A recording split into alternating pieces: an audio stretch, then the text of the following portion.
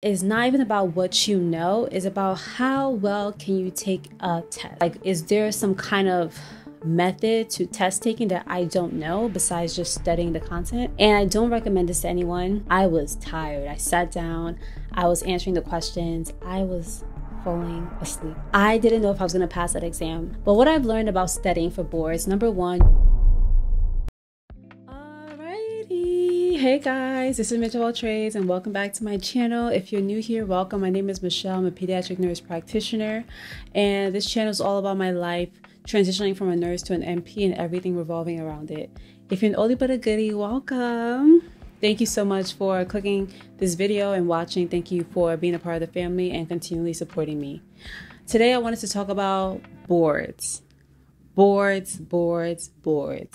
I don't know if this is something I'm going to talk about again in another video, but I just wanted to give a brief talk about just my experience studying for the board exam. And honestly, just from everything I've learned so far about exam taking, hopefully this can be applied not only to the NP boards, but to any standardized testing that you might have to come across in your life. I have learned that it's not even about what you know, it's about how well can you take a test, how well can you take an exam. And honestly, that's what these standardized exams are about. It's really not so much solely on what you know about the content, but really how to be a good test taker.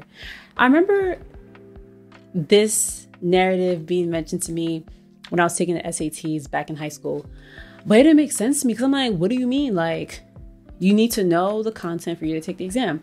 And even if, like, is there some kind of method to test taking that I don't know besides just studying the content? But the answer is yes, there is a method to test taking. But the purpose of this video is just to talk about my board exam story, what I used to study for my boards, and the tips that I can give you guys on how to study for your board exams or your standardized test. Now, for me, I don't know, man, it was so ghetto, like, for me, and I don't recommend this to anyone. I think there's a method to my madness, and I mean, thankfully I took it one and done and I passed by the grace of God Almighty.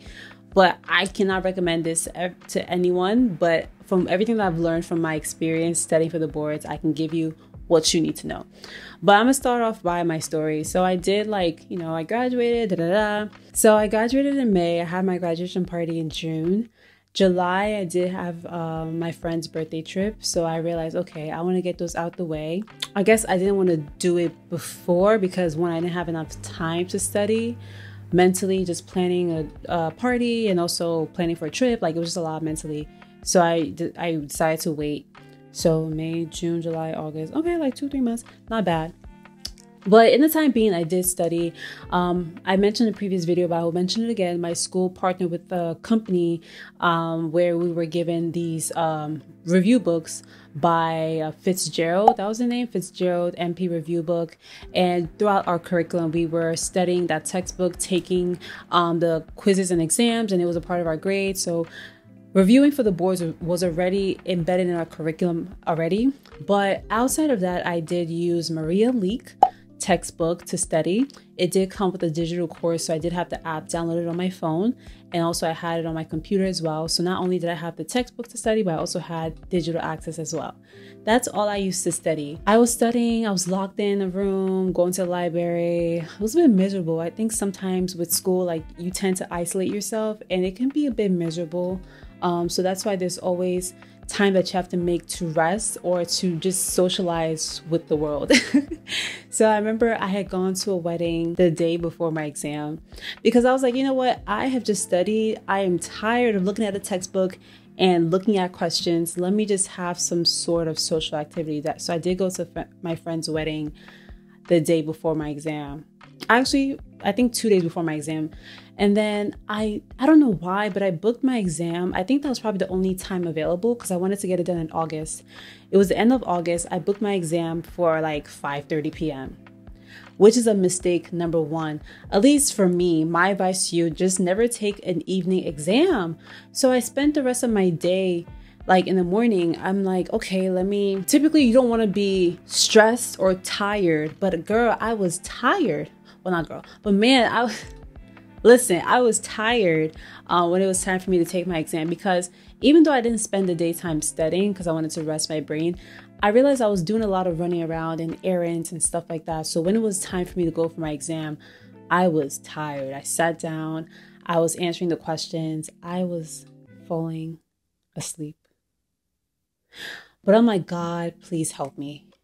I didn't know if I was going to pass that exam, to be honest with you, because I was just tired rereading the questions. Like, you're tired when you have to reread the question. Like, what did I just read? Like, stuff like that. But I did pass, thankfully, by the grace of God. I don't know how I did it. That's up to God to decide, but I did pass my exam. But that was my crazy story. I feel like typically when you want to take a big exam like the one that I took, you want to make sure that you put yourself in the right circumstances. And I think for me, my circumstances were a little bit shaky. Anyways, that's my story.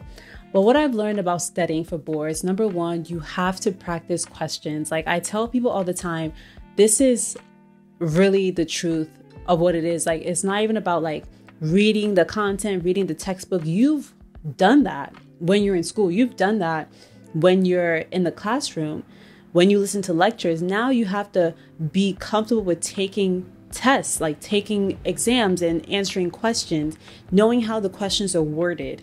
It's really about the wording of each question, the absolutes, the always, the never, the not, those things. You need to know how to answer those, look for those keywords, and be able to pick the right answer for the question. That's a skill that you have to learn only by practice. You can never learn that from just reading the textbook. And my advice to anyone studying for any big exam, honestly, I would say just ditch the book reading and just focus on practicing questions. Practice as much questions as your mind can physically do. Because if you practice about 3,000 questions, at least some of them should be on the exam. At least some variation of that question should be on the exam. I promise you. So practice questions, practice questions, practice questions. But if you're so like, oh my God, no, I have to review, then what you can do is spend maybe a good few hours reviewing, a brief review, and then spend majority practicing questions. That's tip number one. Tip number two, I would say avoid using multiple sources of review courses. So when I say multiple, don't be jumping from like 1 to 5 books like at a time. Pick like 1 or 2 and just finish it to the end. Every textbook, or not even textbook, every review book is going to tell you that this review course is guaranteed for you to pass your exam. Everyone's going to tell you that. That's how they sell their product. It's just good for you to find the most reputable ones. And I would say just pick one. But if you feel like you need more, you can pick 2 at most. And make sure you study cover to cover everything in that review book. All the questions, if you can finish all the questions cover to cover, perfect. The thing about jumping from one to the other is that you never really get the full benefit of what a review course is trying to give you in their book. There's a way that these people formulate their study programs systematically, or the way they put it by each topic for you to get the full benefit of it. And if you jump from one to the other, you're missing out on the benefit of what one textbook could have given you. So my advice, just pick one review course and stick to it. But if you're so like, I need more than one, maybe 2 at most, but I would say 1 should be good. Read it cover to cover. Maybe if you want another one is maybe if you're done with the first one. If you're done with the first study book, then you can get another one. And make sure majority of what the review book is questions. It can have a little review blurb, a summary paragraph, but most of it should be questions. When I used the Fitzgerald book during my school time, it did have little like blurbs of summaries, and from there it would ask you questions, and then from the questions it would tell you what the answer is and the rationale of it, and it shows you how to answer the questions during the board exam. That's how you should study. Number 3, it's very important that you eliminate distractions as much as possible. This is a little nuanced because sometimes I do believe in a little bit of balance. Sometimes if you spend all of your days in the library, it can be depressing and you might need a little bit of mental break, mental rest. That's besides studying a book, where you can go out or maybe go to the gym or go hang out with friends, just for a little bit, but I would say eliminating distractions in the terms of mostly like just social media or whatever it is that takes most of your time. Social media, Netflix, maybe certain group chats, like you might need to mute them, like anything that you know that, okay, this has the ability of keeping me distracted from being focused on studying. Try to eliminate that as much as possible. The only time you should not study is if you are trying to take a mental rest by focusing on something else that can be rejuvenating for you rather than draining. I think also another way of eliminating distractions is also going to a quiet place, whether it's the library or the coffee shop. Somewhere that's away from your normal environment can help you eliminate distractions that come with your normal environment. For me, for example, like I live with my siblings. Like if I'm at home studying, just being a family member can be exhausting. And I think you never really get the benefit of a full study moment unless you go out of your normal environment to a secluded place. Because as long as you're within people's point of view, they can ask you stuff or ask for favors, or you might start to realize that you're being pulled different directions and you're not really fully focused on studying. So sometimes not only are you eliminating distractions from your cellular device, but also just from your environment as well. Studying for your board exam does require your undivided attention because you want to make sure that you are retaining the information that you are getting from studying. So it is important to eliminate distractions as much as possible. And lastly, it's important to schedule an exam date right away. You know, sometimes we are not performing at our best because there's no expiration date to what we have to do. There's no defined end goal. There's no definitive end date, or there's no like set date for you to look forward to. So once you put a set date for your exam, it puts in a little bit of pressure, which is in a positive way pushes you to be more focused and diligent, knowing that there's something you're working towards. If you don't have an exam date scheduled, you're not going to be as effective as you possibly could, because everything is fluid, everything is up in the air.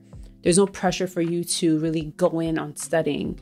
But if you do schedule an exam day right away, it pushes you to be like, okay, wait, I have to get everything serious. It's coming in the next few weeks. I have to be able to organize my studying skills. Okay, it makes you more organized. Like, okay, I'm going to study this hour, then I'll do this. It gives you a game plan. So I think another important thing is to schedule your exam right away. It's important for goal setting because you want to make sure that you have an end goal of what you're doing. I know there's so many like factors that go into scheduling your exam day. You have to be done with your program, and your program has to send over this thing. You have to get the testing number and sign up and pay and all that stuff, which can be time consuming. But the moment you're able to schedule an exam day, do it right away. If you're not able to do it right away, at least have an ideal date that you want to take the exam. So if you're not able to schedule one right away because of other issues and factors, maybe like registering and your credentialing, whatever the case is. If you're like, okay, I want to take it in April, mid-April, just have that in mind. When the time comes where you're able to start scheduling your exam, you already have that goal that, okay, I wanted it to be in April anyway. So I've been working towards April already. So that's very, very important, guys. I cannot stress that enough. All right, guys. So there you have it. My 4 tips for being able to successfully pass your board exams. First thing is to know the art of test taking, which is practicing questions. Also making sure that you stick to one review book at a time. If you want to juggle between more than one, maybe 2, but nothing more than that. That's my personal opinion, and I feel like that's actually a very wise opinion. Number 3 is eliminating as much distractions as possible, whether it means cutting off access to social media, the internet, friend groups, or eliminating distractions by removing yourself from certain environments. And then number 4 is scheduling your exam date ahead of time and scheduling it right away so that it gives you a more focused and defined goal to look forward to reaching.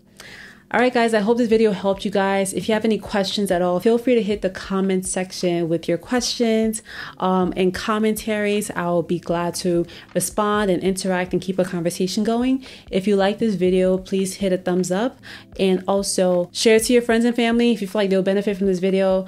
I will be happy that you do. Also, if you've been a supporter and you have not subscribed yet, what are you waiting for? Make sure you hit the subscribe button so that you can get notified every time I drop a video, which I hope, helps you move forward inspires you, motivates you, encourages you, does all the things that you need for your day. And with that being said, thank you guys, and I hope you guys have a blessed day. I'll see you in my next video. Bye.